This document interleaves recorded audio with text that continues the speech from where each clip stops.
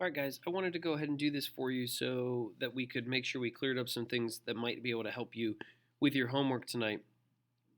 First of all, I just want to remind you that when you're doing this assignment, guys, please read the directions, right? A lot of people coming up to me and they don't know what to do next, and it's mostly just because they haven't gone step by step through the directions, okay? So in order to fill out this first page and even page number 2, you need to access this link and find some information that's located on that website. All right. Now I do want to go over this one with you. I'm not going to give you all the answers, but I am going to help you out a little bit here because I think that this is important. And if you can get this, I think that this will help you do some graphing on the back page. So I'm going to actually give you this answer right there, number 4, and I'm going to give you number 2. And I'm going to do that to help you with the actual graph. So number 4 is the independent variable. Guys, we always put the independent variable down at the bottom. Anytime you're going to set up a graph, you're going to put the independent variable down at the bottom, and you're always going to put the dependent variable on the side. Now, knowing that, when we come down here and we go to graph the data, knowing that we have time and we have the highest surface wind, need to just decide which one of those two is the independent variable and which one is the dependent variable. So I'm actually going to change this a little bit. I'm not going to do highest surface wind because that's what you're going to do. I'm going to change it up a little bit, and I'm going to do the surface pressure just to change it a little bit. Okay, so mine is going to be surface pressure. All right. Okay, but still I need to decide between time and surface pressure. So when we talk about independent and dependent variable, remember we got to ask ourselves some questions. So independent variable, we're going to ask ourselves, what is the scientist changing? Can the scientist in this case change surface pressure? And the answer to that is no, they can't. They cannot change anything about the hurricane. However, they can determine what time they take measurements. So our independent variable is going to be time, and that makes our dependent variable surface pressure. Okay, so the independent variable being time, we now know that the independent variable goes on the bottom, and the dependent variable surface pressure, or for you guys, surface wind speed, is going to go on the side. All right, now the other thing that we got to make sure that we do is we've got to put our units. So time in this case is going to be weird because it's going to be days slash hours. You'll see when we get down there. But then surface pressures, again, it's different from yours. Yours is going to be surface wind, so you're going to be talking either knots or miles per hour. I am going to talk about millibars. So again, different for me than it is for you. All right, and I'm not going to do a ton of this. I only want to do 1 or 2 because I just want to make this as simple as possible. But what we are going to look at is we're going to take the very first one, right?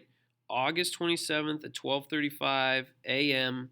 I got 103 millibars. So when I'm setting this up, I'm going to zoom in, and I'm going to go August 27 at 12:35 a.m. And I'm going to set up the next one. So I'm going to go August 27th at 3:10 p.m. So the very next one. Okay, skip that one. And we're going to go right here. So I got August.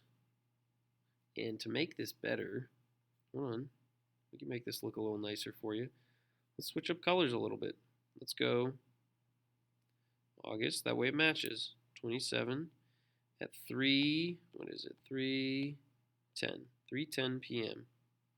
That way it just looks a little bit more uniform. It's easier to figure out where things go. Okay, and so now we got to figure out, okay, at those 2 times, what was the surface pressure?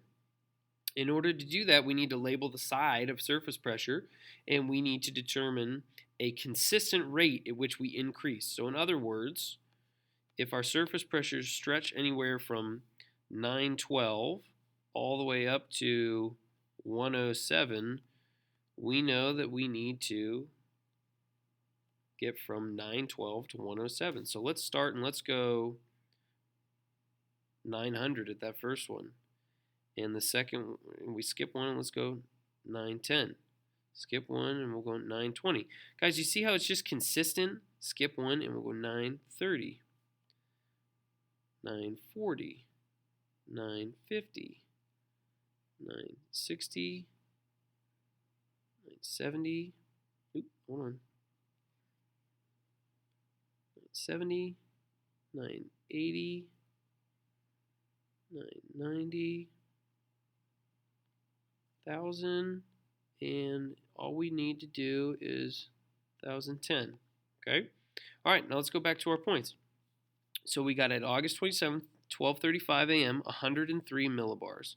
So we go August 27th, that's this line right here, 12:35 a.m. We need to mark off 103 millibars.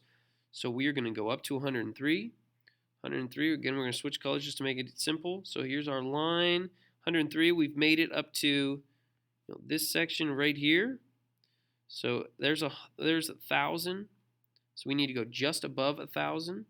So just above 1,000, right about there, would give us the correct one. Okay, let's go get the second one. So the second one is 1,007. So we're going to go to the second line right here. Can you take it up to 107?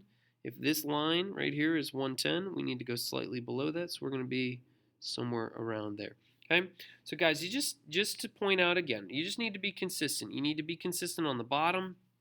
You need to be consistent on the side, and just try it. Okay, I know it's a little confusing, but just do your best, and we're going to go over this thing again tomorrow. Okay, hopefully this helps. If not, send me an email, and we'll try to sort through it. All right, have a good night.